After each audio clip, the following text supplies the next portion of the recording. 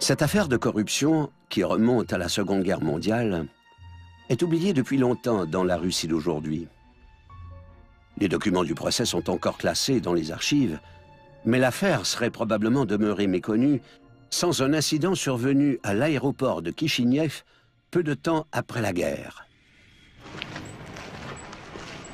Ребята, идем. Давайте тут остановимся. Положите свои вещи. Все, Марина, иди ко мне. Ребята, хватит бегать! Остапенко, прекрати! Здравствуйте. Здравствуйте. Ребята. Спецподразделение. Почему подразделение? Мы на всесоюзный сбор улетаем. А вот это? Это пеленгатор. Разрешите? Конечно. Охота на лис. Новый спорт. Новый спорт, говорите? Ну да. Ребята! А я в него уже несколько лет играю. А вы спортсмен? Да нет, скорее лиса. Ребята! Я пилотом! Девочки, Маша, Катя! Вы что? Я пилотом! Сапенко! Тимур, смотри, деньги! Отставить, товарищ майор. Государственные средства по ветру, а вы тут застыли. Немедленно организуйте сбор купюр. Товарищи, все поступаете в распоряжение товарища майора. Деньги! Ни одна бумажка государственных денег не должна пропасть. Выполняйте. Пионеры, ну-ка, Давайте, ребят, поможем, социалистической родине.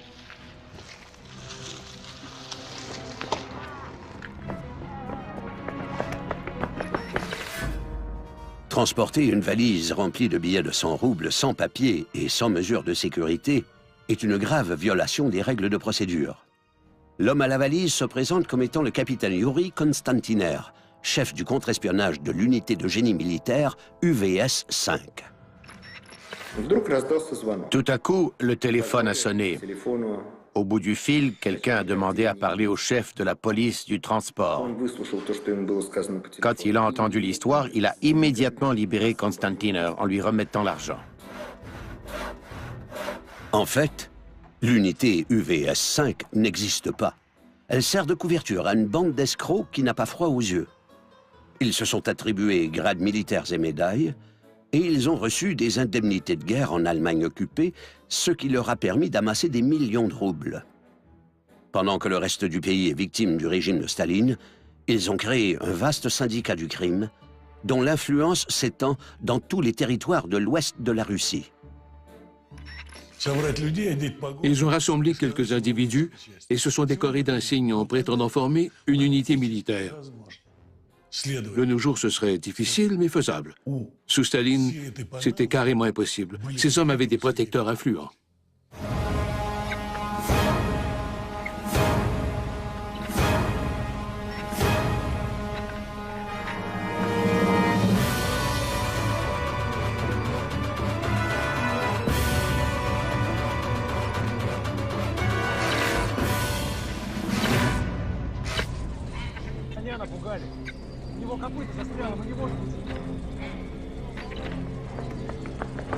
Слышь, деревня, убирай кобылу! Да не могу я его брать, у него копыта застряло, мы не можем идти. Немцы фронт прорвали! Убирайся нахер отсюда! Кто у тебя там? Здравия желаю. Товарищ командир, у меня здесь баран на хромой кобыле, и вон те вон застряли. Ладно. Так, пойдем. Как это так? Сейчас здесь танки пойдут. Людей уводи. Есть. Так, парень, давай, собирайся, уходи отсюда. Нет, Чего значит нет? не пойду никуда. Ну, пошел. Уходим отсюда! Все уходим с моста!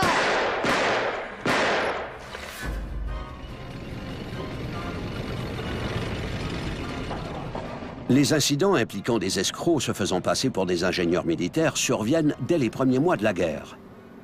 Les routes et les ponts endommagés par les combats représentent des obstacles de taille pour l'armée rouge qui bat en retraite. Elle compte sur ses unités de construction pour rétablir la situation au plus vite.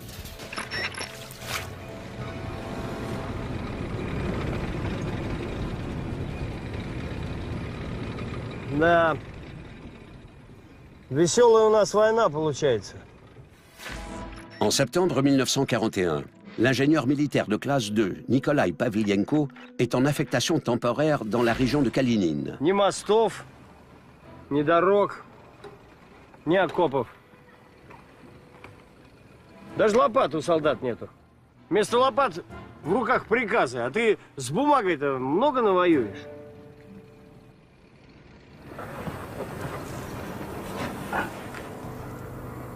Людвиг! Людвиг, ты что ли? Братишка, стой, стой! Ты откуда же ты? Людвиг! Сухое принеси!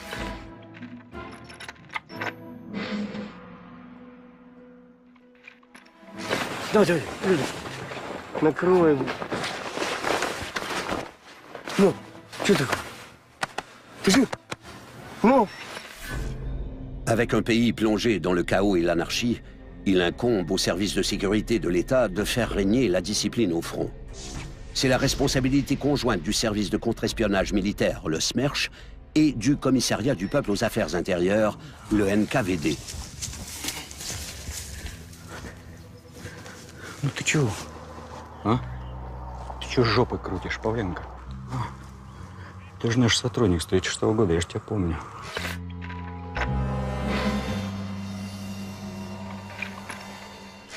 Я тебе простое дело доверяю. Саботаж налицо. Этого фрукта арестовать и допросить, как полагается. Кто там с ним был в его преступном сговоре? Не могу я, товарищ оперуполномоченный. Я в командировку уезжаю. И потом не могу я. Земляк это мой.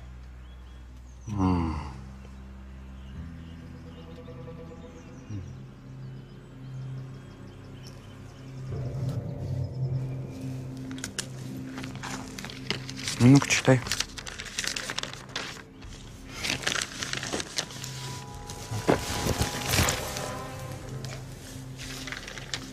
И вслух читай.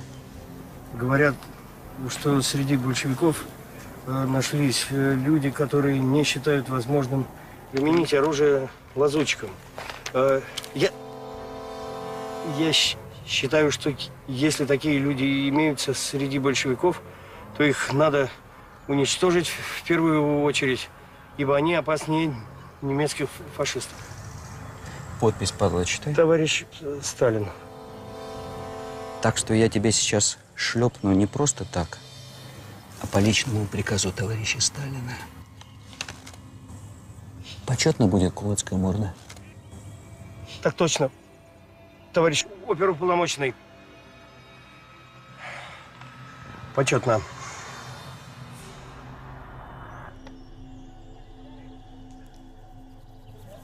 Молодец. Молодец. Сметливый ты, Коля. За мельника папу еще свое не отработал.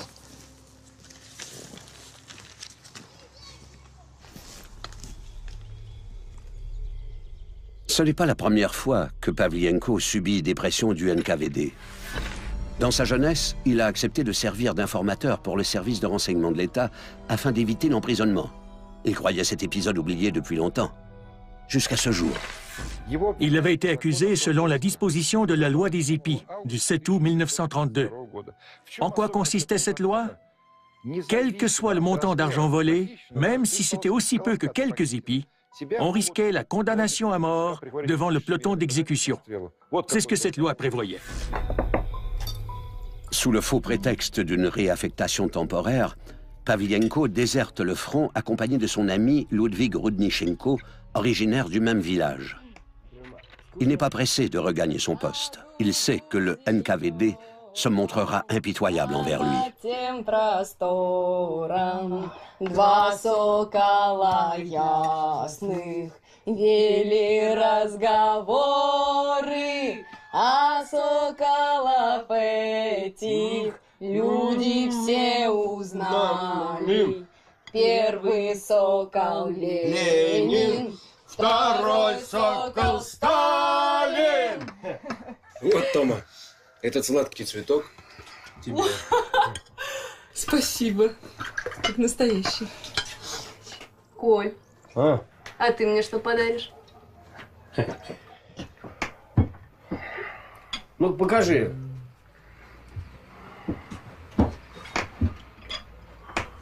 Ты прям умелец, Людвиг. Ладно. Я однажды штамп из каблука вырезал. Ну, так потом себе билет в кино печатал.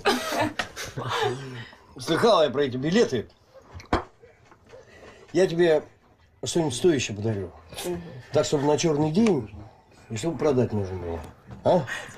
Вот такой я человек.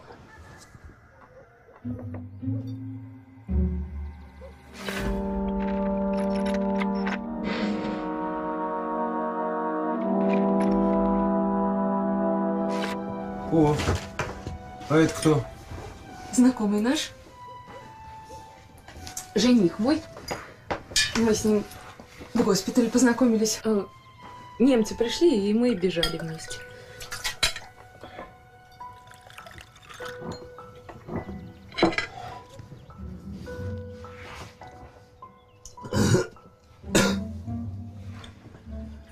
Юрий Константинер. Бывший авиатехник и бездомный Юрий. Слышь ты не на своей грядке пасешься. Павленко. Людвиг, на секундочку. Мы сейчас придем. Людвиг. Ты что ждешь?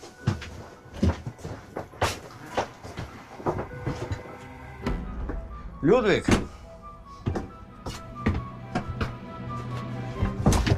Ты что бузишь?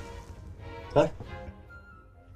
Хочешь, чтобы Томка нас всех с потрохами выдала, что ли? Коль, не бзди, а он такой же жених, как и я. Ты же сам говорил, последние денечки гуляем. Чего? С чего ты взял, что последний? Зинка говорит, что беременна. Нам теперь здесь всем выживать надо как-то, Людвиг. Золотые твои слова. Ты что, подслушивал, что ли? Коля, да он же шпион!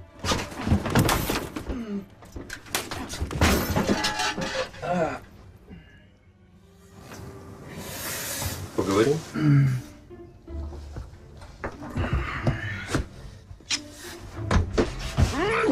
Сядь, Людвиг.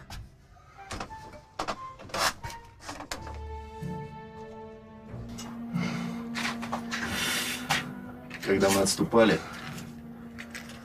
по нашим дорогам немецкие диверсанты под наших же связистов работали. Так вот, пока их не повязали, не столько всякой херни успели натворить. На наших дорогах всякого бывает. То свой, то чужой. Сразу как-то не разберешь. La situation est devenue extrêmement délicate. Pavlienko et Konstantiner sont probablement tous deux recherchés par leurs unités. S'ils se font prendre, ils seront accusés de désertion et jetés en prison. Ils doivent trouver une solution au plus vite. Une fois revenu à la raison, Pavlienko a réalisé qu'il serait traduit en cour martiale s'il rejoignait son unité. Il fallait qu'il réfléchisse. C'est en voyant de l'équipement militaire qui traînait qu'il a eu cette brillante idée.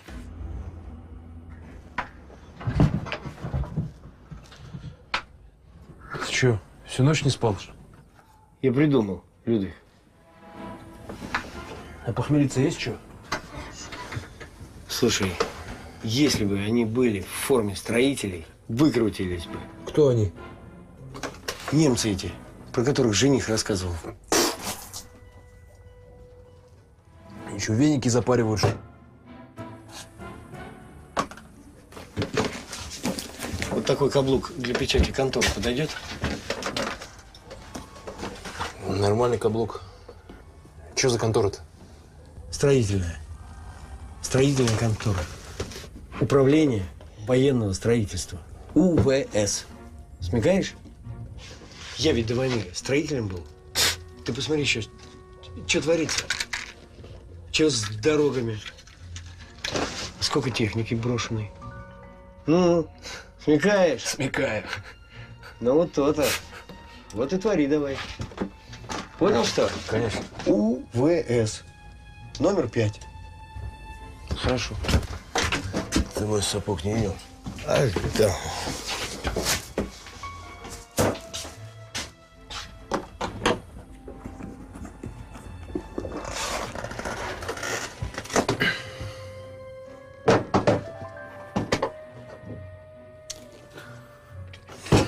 Мародеры.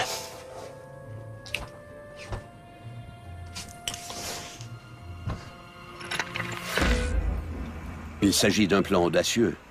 Mais Pavlienko est conscient que dans les circonstances, l'armée a désespérément besoin d'une unité capable de mener à bien des travaux de construction. Il est possible d'obtenir un statut légitime en se faisant passer pour une sous-division de génie militaire à proximité de la ligne de front. En plus de fabriquer une fausse estampille, ils doivent se procurer des uniformes militaires au marché aux puces et parvenir à obtenir des permis de travail. Après avoir contrefait les documents nécessaires, Pavlienko se rend au bureau du commandant militaire de Калинин pour ratifier la création de l'unité. Да. Имущество-то у нас как в первом колхозе. Обещали обоз подогнать. Чё кляча тут только одна? Сам ты кляча. Я его с усадьбы композитора Чайковского свел. Серьезный конь. Ты где этого деятеля откопал? На рынке. Это Наиль. Это он нас форму обрадовал. Ага. А чё сразу майора? Попроще ничего не нашлось? Так твой друг сказал, так солиднее нужно. Так это я про колонну говорил. Про технику.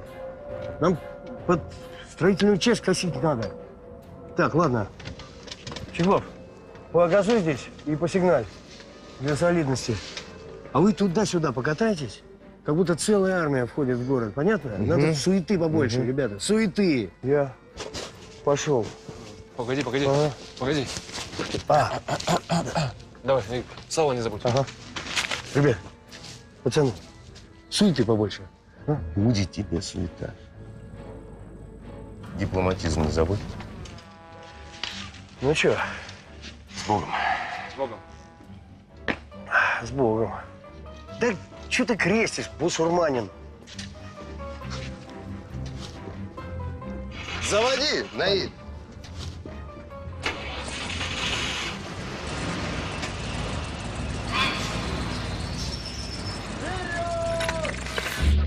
L'enthousiasme manifesté par Pavlienko, ajouté au présent qu'il offre à ses supérieurs, suffit pour lancer les opérations de l'unité UVS-5. Le commandant de Калинин accepte même de fournir du personnel militaire en convalescence à l'unité de génie de Pavlienko. Pavlienko et ses acolytes ont réussi à exploiter les failles et les lacunes du système socialiste. Ils ont appliqué les méthodes de gestion capitaliste les plus radicales de l'époque.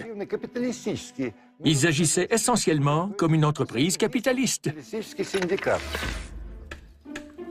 Les premiers contrats de l'UVS-5 consistent à construire des bunkers et à creuser des tranchées. L'empressement de Pavlienko à remercier ses clients permet de huiler les rouages, tandis que la rémunération devient rapidement une motivation supplémentaire.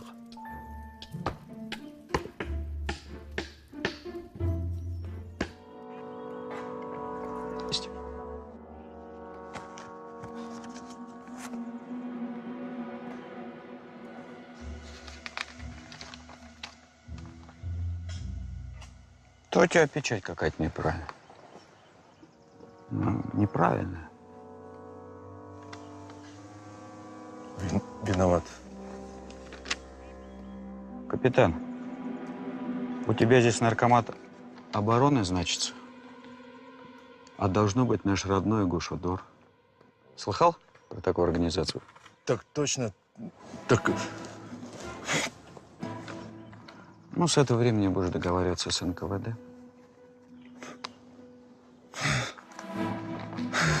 А что ты улыбишься? Так, товарищ уполномоченный, сами понимаете, мне теперь радости привалило. Молодец.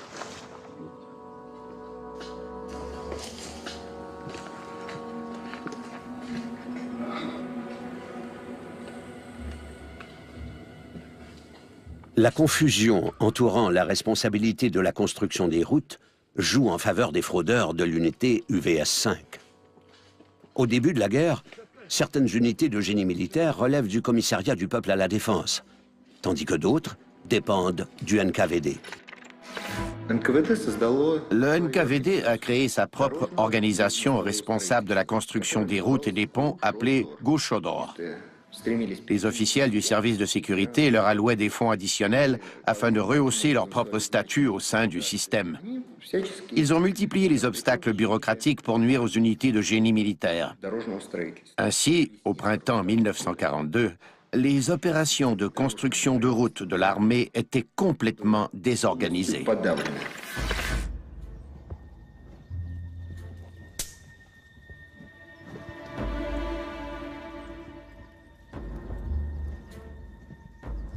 Вот так вас, красных командиров. Раз, два и дамка.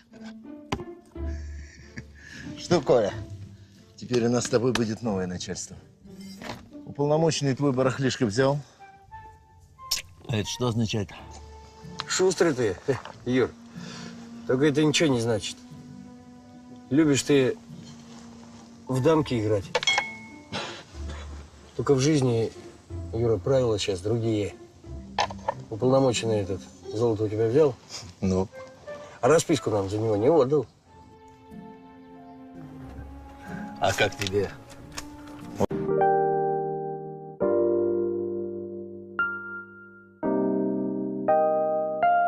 Вот этот подряд.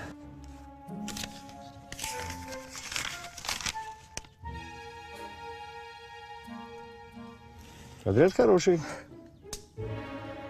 Сколько километров отсюда? 200 с гаком. Родниченко! Чё тебе? Слышал? Ничего тебе, а я! Давай, собирайся. Ты же вроде обещал нас прикрывать, а сам в самое пекло суешь, а? Давай. Так я ж... Ничего. Все равно из Калинина скоро придется уходить.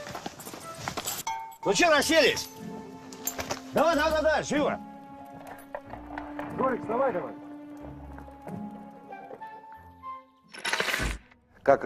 Comment cette unité a-t-elle pu se former et durer aussi longtemps? Cela soulève énormément de questions. Peut-être que le NKVD était là-dessous. C'étaient peut-être tous des agents secrets du NKVD. On peut inventer des versions toutes plus fantastiques les unes que les autres. Mais en réalité, ces individus n'étaient rien d'autre que des fraudeurs extrêmement habiles, doublés d'aventuriers qui connaissaient la psychologie humaine et qui étaient capables de mettre sur pied une organisation fonctionnelle.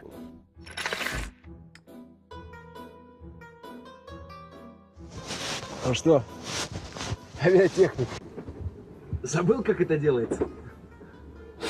Я тебе зачем спирт дал? Чтоб ты детали протирал. Смотри. Тихо. Тихо! Не тряси. Работает.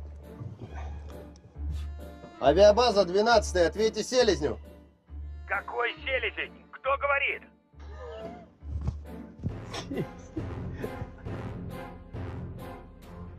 Плохо вас слышу! 12-й прием. К вам выдвигается строительная часть. Как поняли? 12-й прием. К вам выдвигается строительная часть. Приказ принять под свое командование. 12-й. Вас плохо... Собирай. Tout à coup, une unité de construction et de pavage de route est arrivée. Les secrétaires des comités régionaux du parti ont accueilli Pavlienko avec joie. Il ne faut pas oublier que tout était détruit. Il arrivait au bon moment et ses hommes travaillaient bien. Nikolai Pavlienko et Yuri Konstantiner s'assignent des rôles. Pavlienko est responsable de gérer les travaux de construction, tandis que Konstantiner est chargé de la sécurité.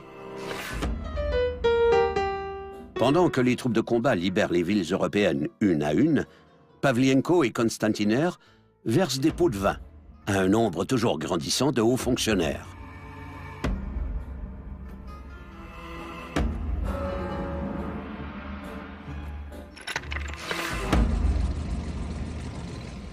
En mai 1945, l'unité UVS-5 entre dans Berlin avec l'armée rouge. Pavlienko arbore déjà des épaulettes de colonel et son unité compte plus de 200 hommes. И не надо быстро, надо аккуратно. Поставь его. Бери ящик. Что с вагонами? Будет 8 штук. Мало. Ну где я тебе больше возьму? Так, а что в ящиках? Забирай это. Что в ящиках? Картины. Толкнем их в Польшу. Я нашел настоящий ценник для живописи, они... Selon un système bien établi, Pavlienko verse un important pot de vin au commandant militaire de Berlin, ce qui lui vaut en retour l'autorisation informelle de transporter son butin de guerre. Mais les relations sont de plus en plus tendues entre Pavlienko et Konstantiner. Значит, золото и марки меняем в Гродненском банке на советские рубли. Половину обмениваем. Почему половину? Потому что половину. Коля, мы победители. Победитель получает все. Коля, у нас законные права на репарацию. Пускай платят, суки. Это кто? Да ну его, сволочь старая. Кто это? Плотнее там, плотнее. Ну, наши ребята помяли его девку, я не знаю, кто она там, дочка, внучка. Что? Коробки потом коробки, сначала картины. Я не понял. Что? А, ну она припадочная оказалась. В общем, копыта отбросил.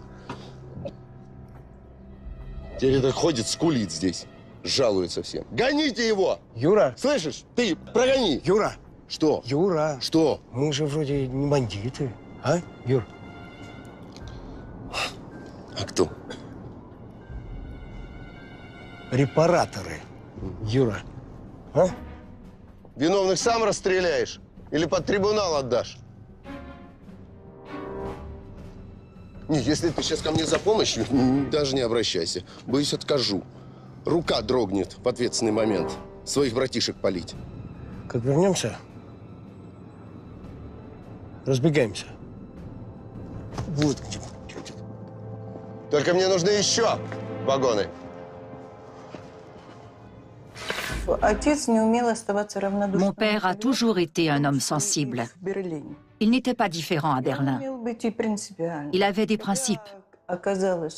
Quand il a appris qu'un soldat avait violé une Allemande et que tous les autres étaient au courant, il a fait exécuter le coupable devant les troupes. À son retour d'Allemagne, Pavlienko donne l'ordre de démobiliser son unité, mais auparavant, les hommes ont reçu des médailles de la part du bureau du commandant de Kalinin. En tout, 230 médailles ont été décernées. En fait, la plupart des soldats de l'unité UVS-5 n'ont jamais su qu'ils servaient sous un faux commandement. Pendant ce temps, les imposteurs vendent leur butin de guerre et décident de prendre chacun leur chemin. Mais Pavlienko manque de chance. En raison de la dévaluation du rouble en 1947, il perd presque toute sa fortune. Что с тобой, аппетита нет, что ли?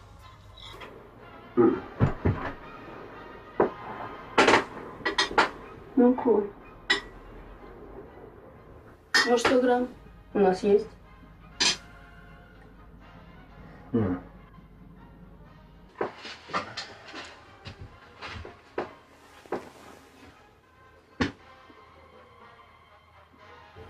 Че на работу не пошел? Обойдутся. Пап, дядя Юра приехал! Ну, вы принимаете гостей? А вот аппетит пришел. А? О! Дело у меня к тебе. Сначала выпьем, я тебе все растолкую. И за дело. Konstantiner propose à Pavlienko de se lancer dans une entreprise semblable à celle qui leur a si bien servi pendant la guerre. Mais cette fois, il bénéficierait d'une protection très importante, le toit, comme il l'appelle. Son ancien associé se laisse facilement convaincre.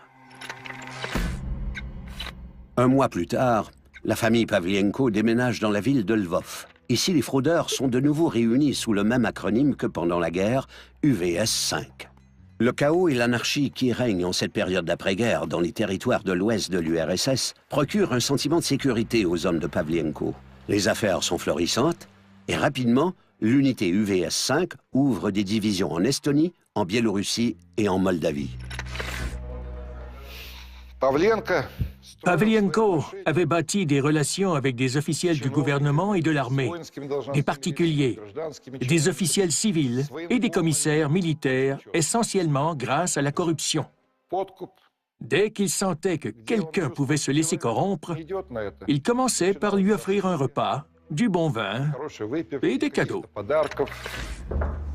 Il s'agit parfois d'un pot de vin, ou du charme de Constantiner, ou simplement de l'autorité qu'inspire l'uniforme. Pavlienko sait s'y prendre pour obtenir ce qu'il souhaite. Il établit des relations de plus en plus élevées dans la hiérarchie, particulièrement en Moldavie. Ты прям дождаться не можешь. Так, погоди, Людвиг. Сейчас все придут, все вместе выпьем. Правильно. Этот человек алкоголиков на дух не переносит. Работает в МГБ Молдавии. Коля, ты сейчас удивишься.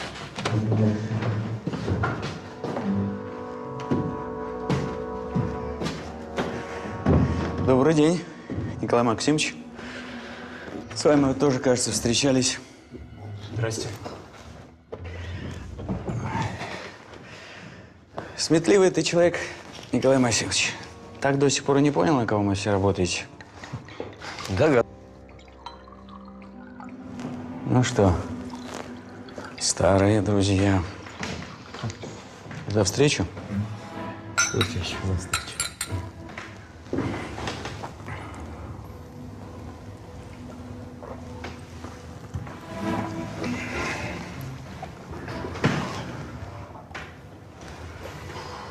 Ну, что принесли? Вот. Что такое? Ларец с инкрустацией. Рудниченко резал. Он у нас большой мастер. Да. Что, издеваетесь? Ты как, это, там внутри ключи от трофейного «Опеля».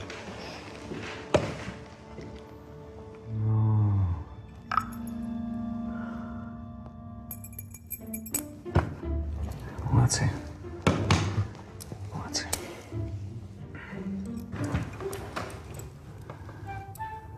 Молодцы. Ну, покурите пока здесь.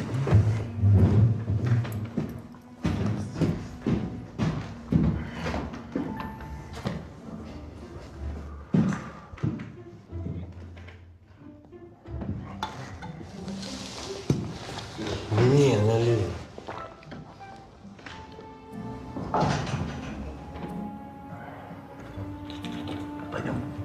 Слово предоставляется первому секретарю ЦК Компартии Молдавии Леониду Ильичу Брежневу. А теперь, дорогие товарищи, по случаю праздника трудящихся, мне хочется поднять тост за молдавских строителей и за всех тех, кто им помогает строить наш новый советский Кишинев. Сал, вот видишь, Коля, как хорошо, что мы эту машинку сохранили. Угу. Peu de temps après cette rencontre, l'unité de génie militaire numéro 5 étend ses ramifications pour devenir une organisation comptant plus de 400 employés et 20 divisions dans les territoires de l'ouest de l'URSS. Les fraudeurs ont des contacts à tous les niveaux des organisations politiques provinciales et de district, et même dans certains organes centraux du gouvernement. Давайте, ребят, поможем, да. Деньги летают, у меня в руках пустой чемодан. Оглянулся, эти два архаровца уже ко мне рулят. Я на майора. Майор за волыну. Я к нему. Отдаю ему под командование пионеров, пассажиров, ставлю боевую задачу. Собрать все деньги. Все до единой купюры. Сам возвращаюсь к милиционерам, выставляю их поцепление. Не успеваю возвратиться, все деньги собраны. Ни одной бумажки не пропало. Все-таки хорошо, что у нас такой сознательный народ. Да, Коль? Питая Людвига давно не видел. Он что, в запое? Ты с ним поговорил? Хрен ли мне с ним разговаривать? Я его на 6-м складе запер. Пускай чухается. Чего? Как запер? Так. Перед вылетом. Перед вылетом? Это сколько времени прошло? 10 дней. Да ты что творишь, гад? А? Это же закрытый склад. Туда без спецразрешения вообще никому нельзя. Да там больше месяца уже никто не ходит. Ну и что? Чего ну и что? Он же наш товарищ с тобой, Юра. Нахер мне не сдался такой товарищ. Он только водку жрать гораст. Сколько он уже денег пропил? А в горкоме Карабач на 70% подняли.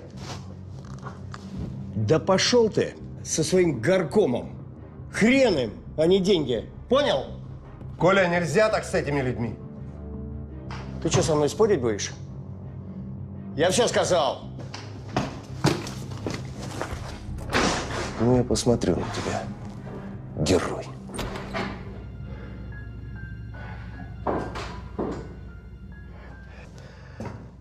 Людвиг, прости, я не знал. Ну, прости. Слушай, ну, тяжелый такой ты. Ну-ка, давай, постоим. Держишься? Ага. Ага. Фу. Так, деньги эти жене отдашь. Понял? Пошли. Осторожно. Мы разошлись с ней. Ай, на днях была тут у меня. Приходила, сказала, если не заплатим, всех сдаст. Вот так. Что делать будем? Что делать? Заплати ей. И все. Мы же не бандиты, чтобы там... Ну, правда? Мы не бандиты. Правда. Ну вот и хорошо. Ну вот и хорошо. Mais Ludwig Rudnichenko ne remet pas l'argent à sa femme. Il part plutôt en vacances. Peu après, le bureau du procureur militaire reçoit une lettre anonyme. L'auteur rapporte qu'ils ont été floués et qu'ils n'ont pas été payés depuis des mois. Une fois que Pavlienko cesse ses paiements, le conseil municipal cesse à son tour de protéger les fraudeurs.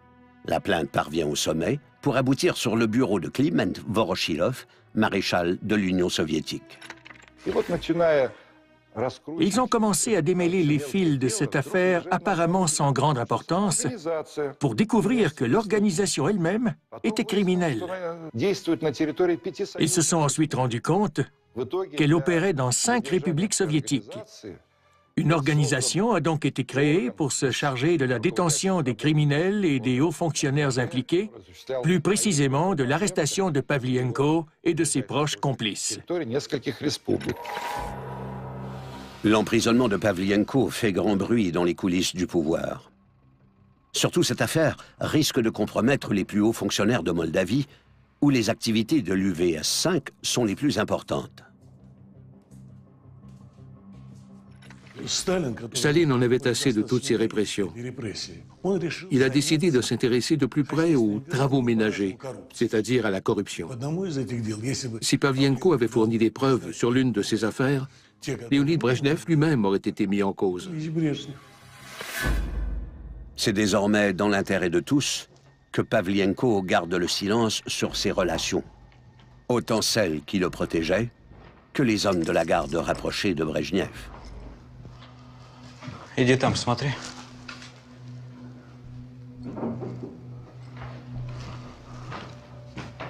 На черный день спрячете.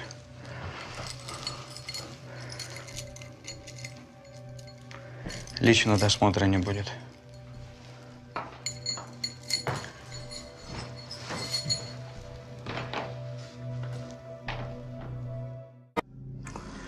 Я сделал, как ты просил.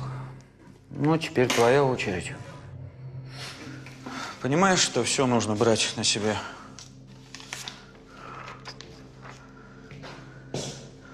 Берешь все на себя. Масштабная диверсия нам тут не нужна.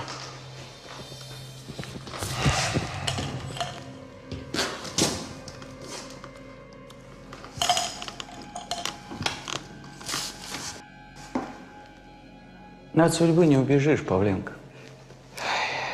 Я не смог, так другие шлепнут. Ну, стоило тебе так брыкаться-то? Я не брыкался. Я бодался. Ты что, идейный, что ли?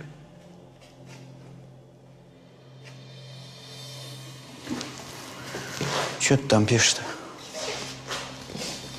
Дочке. Приговор-то я в камере могу себе написать.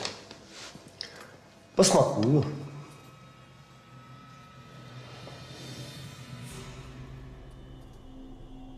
Не исполняйте, полковник.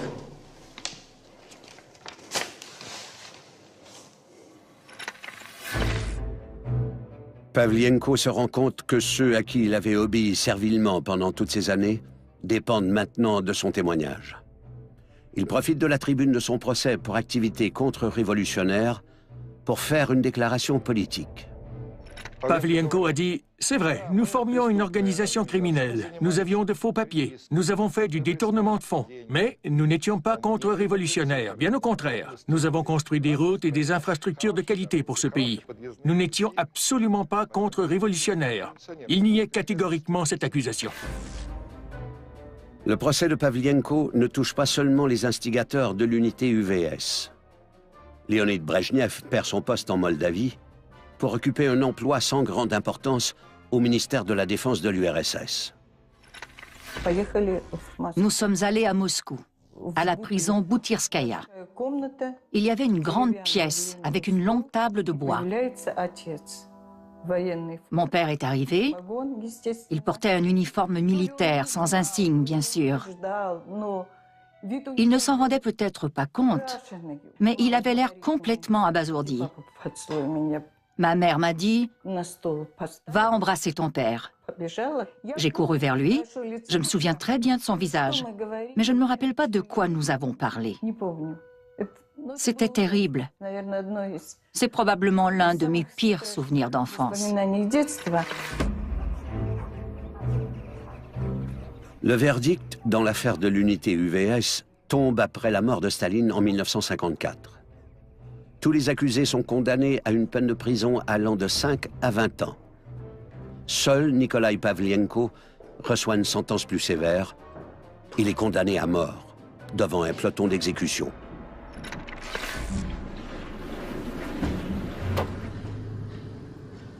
15 ans plus tard, Yuri Konstantiner, son complice, est libéré de prison.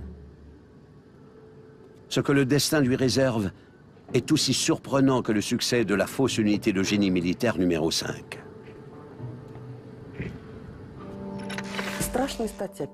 Mon père a passé 15 ans derrière les barreaux pour une accusation d'activité contre-révolutionnaire, ce qui était effrayant.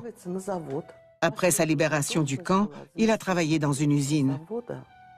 Comme dernier emploi, il était directeur adjoint des affaires générales. C'était une usine militaire qui comptait environ 6 000 employés. Parvenir à un tel poste au bout de 10 ans, pour un homme ayant été condamné pour une accusation criminelle aussi grave en Union soviétique, sans aucun appui de quiconque haut placé, c'était tout simplement impossible.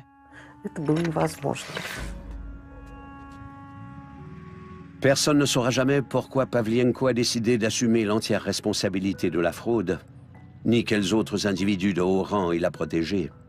Mais une chose est certaine, une voiture attendait Yuri Konstantiner à sa sortie de prison. Et il a été conduit quelque part où les réponses à ces questions étaient fort probablement connues.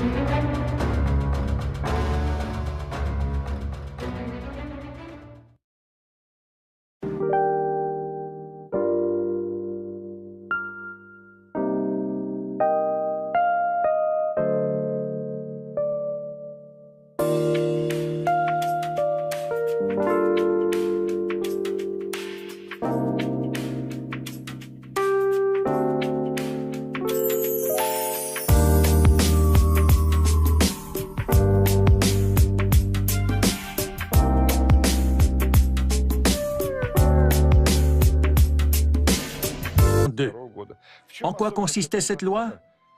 Quel que soit le montant d'argent volé, même si c'était aussi peu que quelques épis, on risquait la condamnation à mort devant le peloton d'exécution. C'est ce que cette loi prévoyait. Sous le faux prétexte d'une réaffectation temporaire, Pavlienko déserte le front accompagné de son ami Ludwig Rudnichenko, originaire du même village. Il n'est pas pressé de regagner son poste. Il sait que le NKVD se montrera impitoyable envers lui.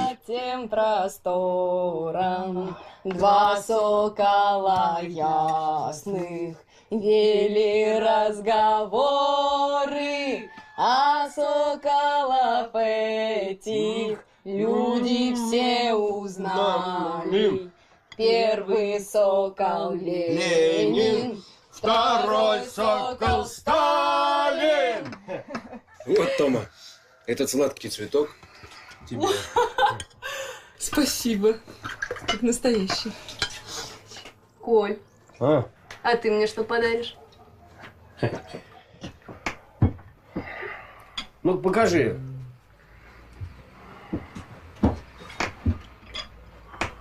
Ты прям умелец, Людвиг. Ладно.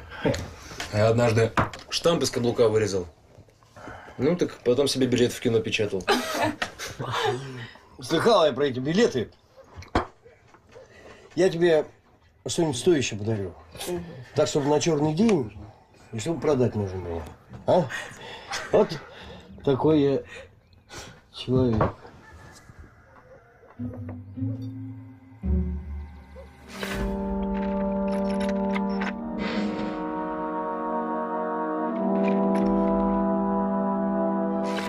О, а это кто? Знакомый наш. Жених мой. Мы с ним в госпитале познакомились. Немцы пришли, и мы бежали вместе.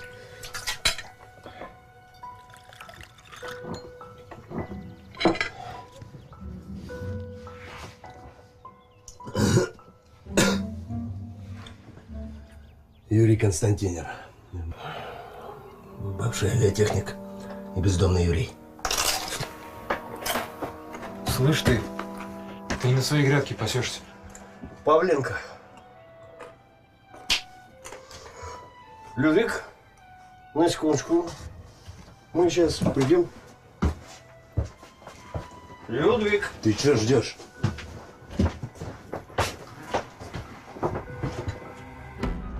Людвиг.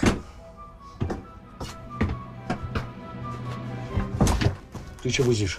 За молдавских строителей и за всех тех, кто им помогает строить наш новый советский Кишинев. Сял. Вот видишь, Коля, как хорошо, что мы эту машинку сохранили. Угу. Peu de temps après cette rencontre, l'unité de génie militaire numéro 5 étend ses ramifications pour devenir une organisation comptant plus de 400 employés et 20 divisions dans les territoires de l'ouest de l'URSS. Les fraudeurs ont des contacts à tous les niveaux des organisations politiques provinciales et de district, et même dans certains organes centraux du gouvernement. Давайте, ребят, поможем, да. Деньги летают, у меня в руках пустой чемодан. Оглянулся, эти два архаровца уже ко мне рулят. Я на майора. Майор за волыну. Я к нему. Отдаю ему под командование пионеров, пассажиров, ставлю боевую задачу – собрать все деньги. Все до единой купюры. Сам возвращаюсь к милиционерам, выставляю их по цеплению. Не успеваю возвратиться, все деньги собраны. Ни одной бумажки не пропало. Все-таки хорошо, что у нас такой сознательный народ. Да, Коль? Что-то я Людвига давно не видел. Он что, в запое? Ты с ним поговорил? Хрен ли мне с ним разговаривать? Я его на шестом складе запер. Пускай чухается. Чего? Как запер? Так. Перед вылетом. Перед вылетом? Это сколько времени прошло? 10 дней. Да ты что творишь, гад? А? Это же закрытый склад. Туда без спецразрешения вообще никому нельзя. Да там больше месяца уже никто не ходит. Ну и что? Чего ну и что? Он же наш товарищ с тобой, Юра. Нахер мне не сдался такой товарищ. Он только водку жрать гораст. Сколько он уже денег пропил? А в горкоме Карабач до 70% подняли. Да пошел ты со своим горкомом. Хрен им, а не деньги. Понял? Коля, нельзя так с этими людьми. Ты что, со мной спорить будешь? Я все сказал.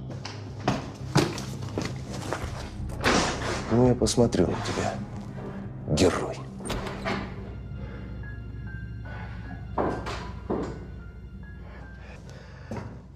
Людвиг, прости, я не знал. Ну, прости. Слушай, ну, тяжелый такой ты. Ну-ка, давай, постоим. Держишься? Ага. Ага. Фу. Так. Entre dans Berlin avec l'armée rouge. Pavlienko arbore déjà des épaulettes de colonel et son unité compte plus de 200 hommes. И не надо быстро, надо аккуратно. Поставь его. Бери ящик. Что с вагонами? Будет 8 штук. Мало. Ну где я тебе больше возьму? Так, а что в ящиках? Забирай это.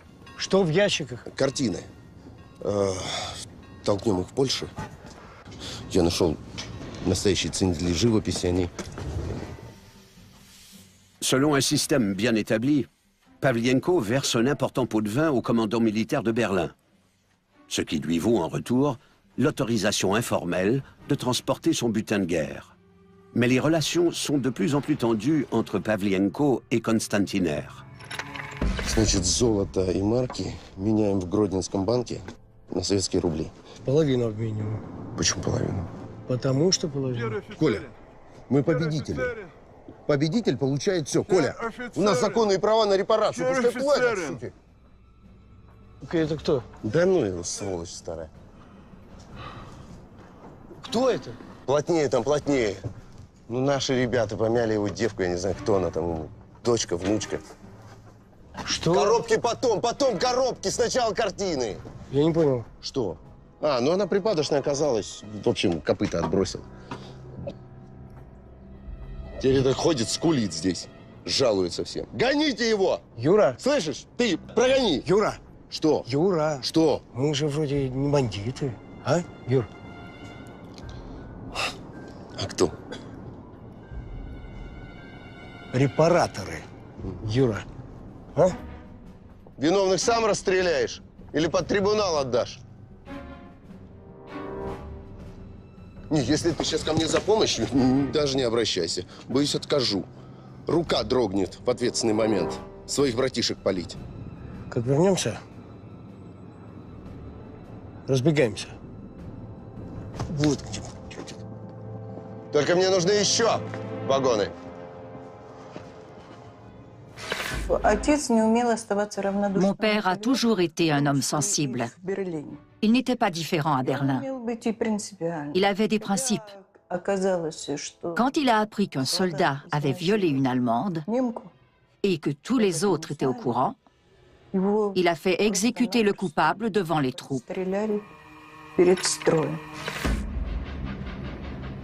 À son retour d'Allemagne, Pavlienko donne l'ordre de démobiliser son unité, mais auparavant, les hommes ont reçu des médailles de la part du bureau du commandant de Kalinin.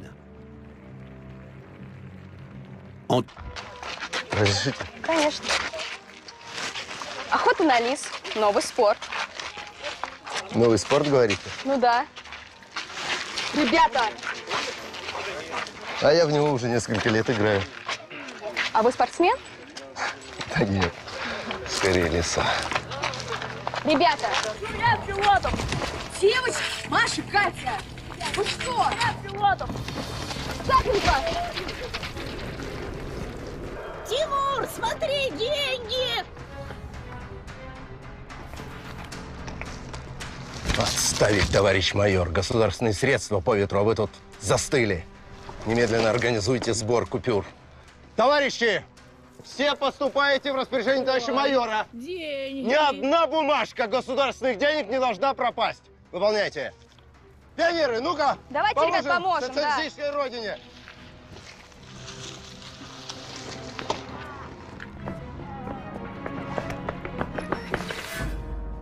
Transporter une valise remplie de billets de 100 roubles sans papier et sans mesure de sécurité est une grave violation des règles de procédure. L'homme à la valise se présente comme étant le capitaine Yuri Konstantiner, chef du contre-espionnage de l'unité de génie militaire UVS-5. Tout à coup, le téléphone a sonné. Au bout du fil, quelqu'un a demandé à parler au chef de la police du transport. Quand il a entendu l'histoire, il a immédiatement libéré Konstantiner en lui remettant l'argent. En fait, l'unité UVS-5 n'existe pas. Elle sert de couverture à une bande d'escrocs qui n'a pas froid aux yeux. Ils se sont attribués grades militaires et médailles, et ils ont reçu des indemnités de guerre en Allemagne occupée, ce qui leur a permis d'amasser des millions de roubles. Pendant que le reste du pays est victime du régime de Staline, ils ont créé un vaste syndicat du crime, dont l'influence s'étend dans tous les territoires de l'ouest de la Russie. Ils ont rassemblé quelques individus et se sont décorés d'insignes en prétendant former une unité militaire. De nos jours, ce serait difficile, mais faisable. Sous Staline, c'était carrément impossible. Ces hommes avaient des protecteurs influents.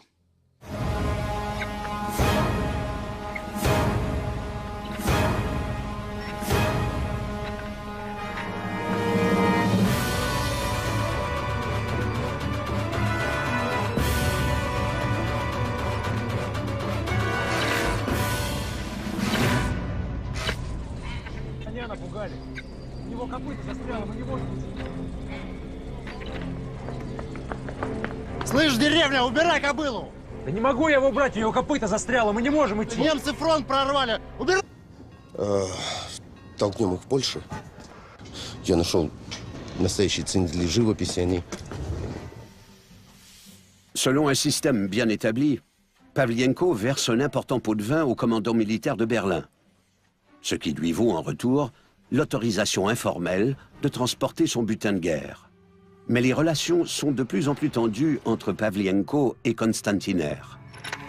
Значит, золото и марки меняем в Гродненском банке на советские рубли. Половину обмениваем. Почему половину? Потому что половину. Коля, мы победители. Победитель получает все. Коля, у нас законные права на репарацию. Пускай платят, суки. Это кто? Да ну его, сволочь старая. Кто это? Плотнее там, плотнее. Ну, наши ребята помяли его девку, я не знаю, кто она там, дочка, внучка. Что? Коробки потом коробки, сначала картины. Я не понял. Что? А, ну она припадочная оказалась. В общем, копыта отбросил. Теперь это ходит, скулит здесь. Жалуется всем. Гоните его! Юра! Слышишь? Ты прогони! Юра! Что? Юра! Что? Мы же вроде не бандиты, а, Юр? А кто? Репараторы, Юра. А? Виновных сам расстреляешь? Или под трибунал отдашь? Не, если ты сейчас ко мне за помощью, даже не обращайся. Боюсь, откажу. Рука дрогнет в ответственный момент. Своих братишек палить. Как вернемся, разбегаемся. Вот где. Только мне нужны еще вагоны. Mon père a toujours été un homme sensible. Il n'était pas différent à Berlin. Il avait des principes.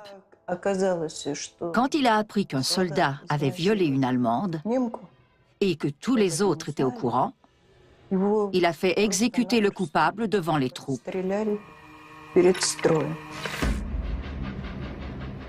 À son retour d'Allemagne, Pavlienko donne l'ordre de démobiliser son unité, mais auparavant, les hommes ont reçu des médailles de la part du bureau du commandant de Kalinin.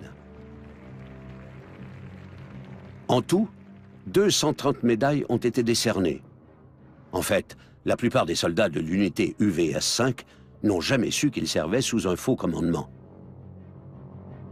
Pendant ce temps, les imposteurs vendent leur butin de guerre et décident de prendre chacun leur chemin. Mais Pavlienko manque de chance. En raison de la dévaluation du rouble en 1947, il perd presque toute sa fortune. У нас такой сознательный народ, да, Коль? Что-то я Людвига давно не видел. Он что, в запое? Ты с ним поговорил? Хрен ли мне с ним разговаривать? Я его на 6-м складе запер. Пускай чухается. Чего? Как запер? Так. Перед вылетом. Перед вылетом? Это сколько времени прошло? 10 дней. Да ты что творишь, гад? А? Это же закрытый склад. Туда без спецразрешения вообще никому нельзя. Да там больше месяца уже никто не ходит. Ну и что? Чего ну и что? Он же наш товарищ с тобой, Юра. Нахер мне не сдался такой товарищ. Он только водку жрать гораст. Сколько он уже денег пропил? А в горкоме Карабач до 70% подняли. Да пошел ты со своим горкомом. Хрен им, а не деньги. Понял? Коля, нельзя так с этими людьми. Ты что, со мной спорить будешь? Я все сказал. Ну, я посмотрю на тебя, герой.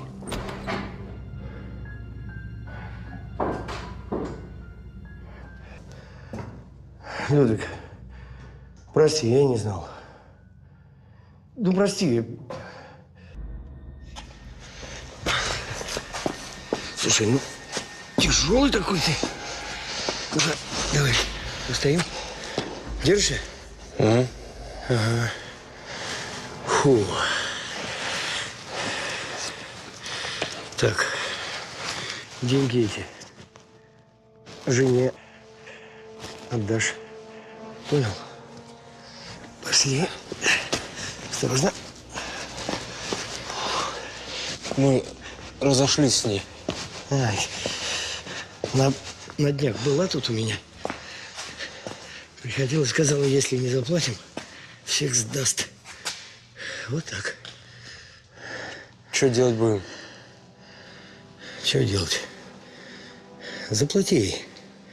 И все. Мы же не бандиты, чтобы там... Ну, правда? Мы не бандиты. Правда. Ну вот и хорошо. Ну вот хорошо. Mais Ludwig Rudnichenko ne remet pas l'argent à sa femme. Il part plutôt en vacances. Peu après, le bureau du procureur militaire reçoit une lettre anonyme. L'auteur rapporte qu'ils ont été floués et qu'ils n'ont pas été payés depuis des mois. Une fois que Pavlienko sait avec l'armée rouge, Pavlienko arbore déjà des épaulettes de colonel et son unité compte plus de 200 hommes. И не надо быстро, надо аккуратно. Поставь его. Бери ящик. Что с вагонами? Будет 8 штук. Мало. Ну где я тебе больше возьму? Так, а что в ящиках? Забирай это. Что в ящиках? Картины. Толкнем их в Польшу. Я нашел настоящие цены для живописи, они... Selon un système bien établi, Pavlienko verse un important pot de vin au commandant militaire de Berlin, ce qui lui vaut en retour l'autorisation informelle de transporter son butin de guerre. Mais les relations sont de plus en plus tendues entre Pavlienko et Konstantiner. Значит, золото и марки меняем в Гродненском банке на советские рубли. Половину обмениваем. Почему половину?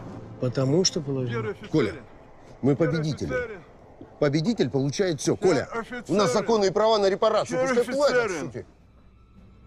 Это кто? Да ну его, сволочь старая. Кто это? Плотнее там, плотнее. Ну, наши ребята помяли его девку, я не знаю, кто она там, дочка, внучка. Что? Коробки потом коробки, сначала картины. Я не понял. Что? А, ну она припадочная оказалась. В общем, копыта отбросил. Теперь это ходит, скулит здесь. Жалуется всем. Гоните его! Юра! Слышишь? Ты прогони! Юра! Что? Юра! Что? Мы же вроде не бандиты. А, Юр? А кто? Репараторы. Юра. А? Виновных сам расстреляешь? Или под трибунал отдашь? Не, если ты сейчас ко мне за помощью, даже не обращайся. Боюсь, откажу. Рука дрогнет в ответственный момент. своих братишек палить. Как вернемся, разбегаемся. Вот где. Только мне нужны еще вагоны. Отец не умел оставаться равнодушным. Mon père a toujours été un homme sensible. Il n'était pas différent à Berlin. Il avait des principes. Quand il a appris qu'un soldat avait violé une Allemande et que tous les autres étaient au courant, il a fait exécuter le coupable devant les troupes. À son retour d'Allemagne, Pavlienko donne l'ordre de démobiliser son unité, mais auparavant, les hommes ont reçu des médailles de la part du bureau du commandant de Kalinin. En tout, 2... Авиабаза 12-й, ответьте селезню. Какой селезень? Кто говорит?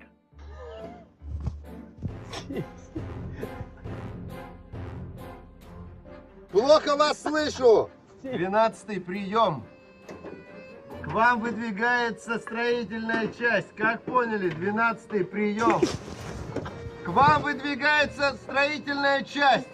Приказ принять под свое командование. 12-й. Вас плохо...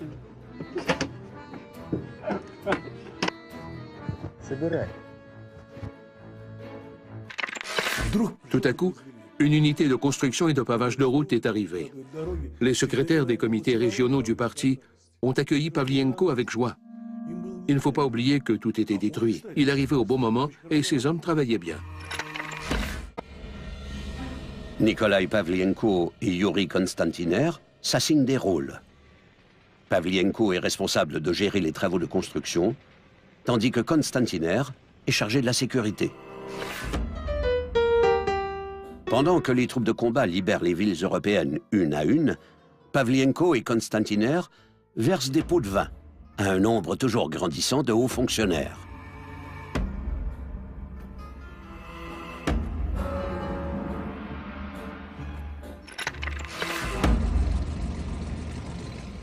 En mai 1945, l'unité UVS-5 entre dans Berlin avec l'armée rouge. Pavlienko arbore déjà des épaulettes de colonel et son unité compte plus de 200 hommes. И не надо быстро, надо аккуратно. Поставь его. Бери ящик. Что с вагонами? Будет 8 штук. Мало. Ну где я тебе больше возьму? Так, а что в ящиках? Забирай это. Что в ящиках? Картины. Толкнем их в Польшу. Я нашел настоящие ценители живописи, они... Selon un système bien établi, Pavlienko verse un important pot de vin au commandant militaire de Berlin, ce qui lui vaut en retour l'autorisation informelle de transporter son butin de guerre. Mais les relations sont de plus en plus tendues entre Pavlienko et Konstantiner. Значит, золото и марки меняем в Гродненском банке на советские рубли. Половину обмениваем. Почему половину? Потому что половину. Коля, мы победители. Победитель получает все. Коля, у нас законные права на репарацию. Пускай платят, суки. Это кто? Да ну его, сволочь старая. Кто это? Плотнее там, плотнее. Ну, наши ребята помяли его девку, я не знаю, кто она там, дочка, внучка. Ни дорог, ни окопов. Даже лопат у солдат нету. Вместо лопат в руках приказы, а ты с бумагой-то много навоюешь.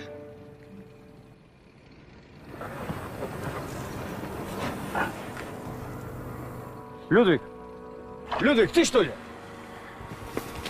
Батюшка, стой, стой! Ты откуда же ты? Людвиг! Сухое принеси.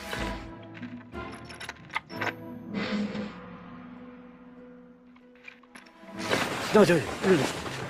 Накроем. Ну, что такое? Ты жив? Ну? Avec un pays plongé dans le chaos et l'anarchie, il incombe au service de sécurité de l'État de faire régner la discipline au front. C'est la responsabilité conjointe du service de contre-espionnage militaire, le SMERSH, et du commissariat du peuple aux affaires intérieures, le NKVD. Ну ты чего? А? Ты чего жопой крутишь, Павленко? А? Ты же наш сотрудник с 1936 года, я же тебя помню.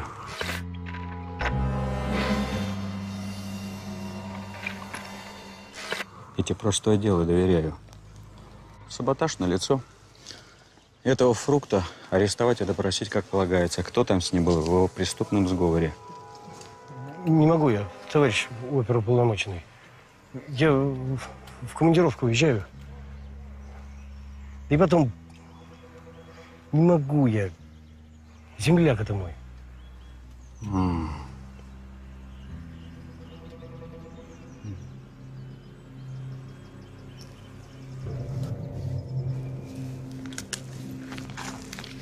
Ну-ка, читай.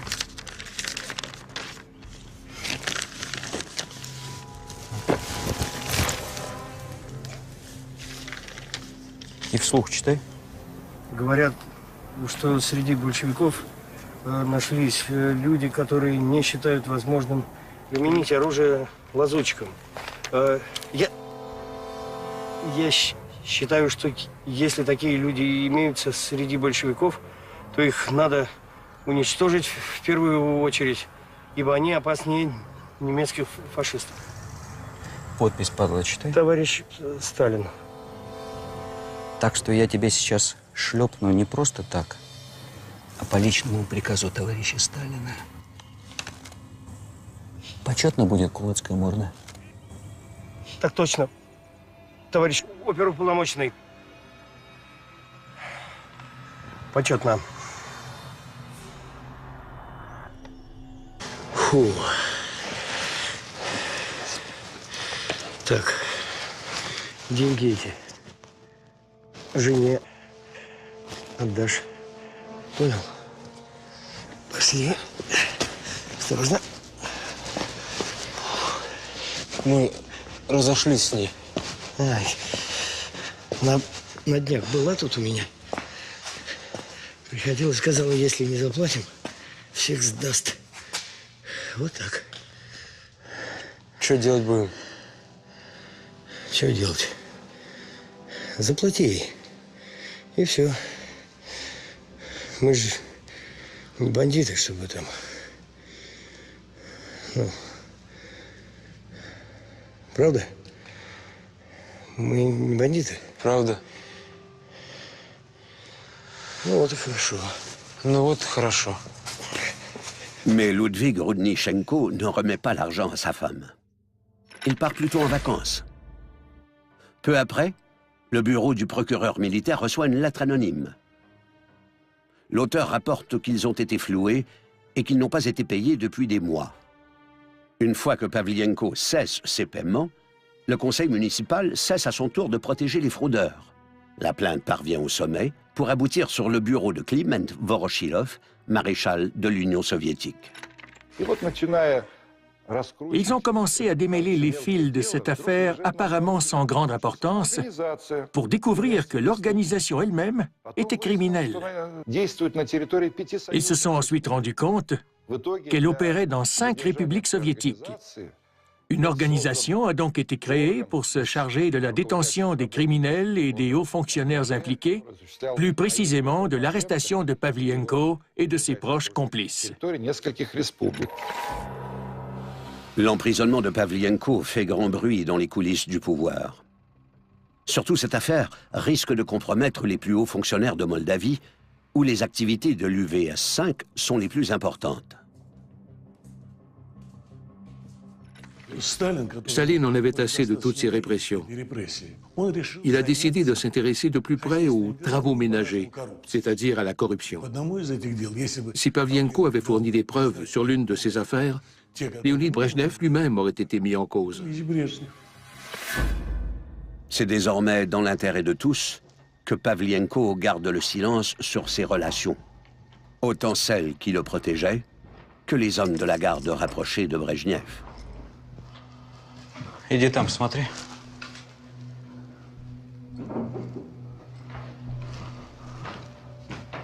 На черный день. Спрячете.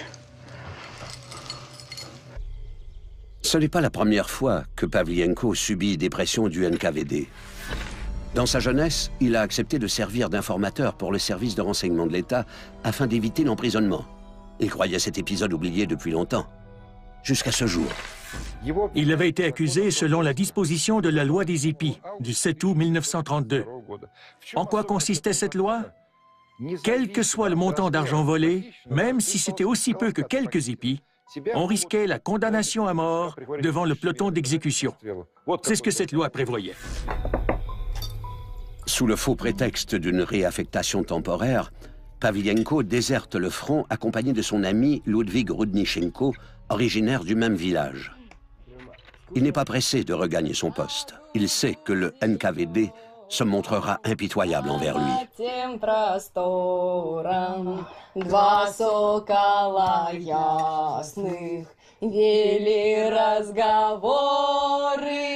А соколов этих люди все узнали. Первый сокол Ленин, второй сокол Сталин. Вот, Тома, этот сладкий цветок тебе. Спасибо. Как настоящий. Коль, а ты мне что подаришь? Ну, покажи.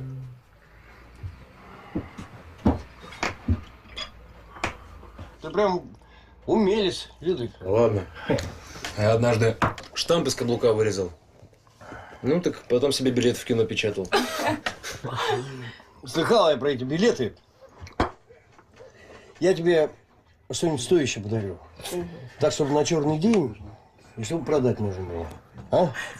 Вот такой я человек.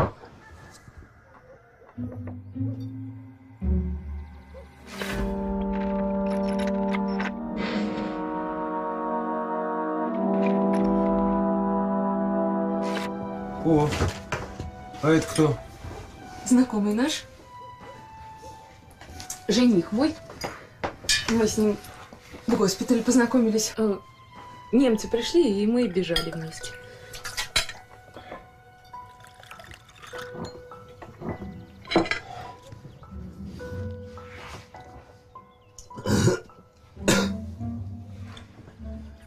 Юрий Константинов. Бывший авиатехник и бездомный Юрий. Слышь ты не на своей грядке пасешься. Павленко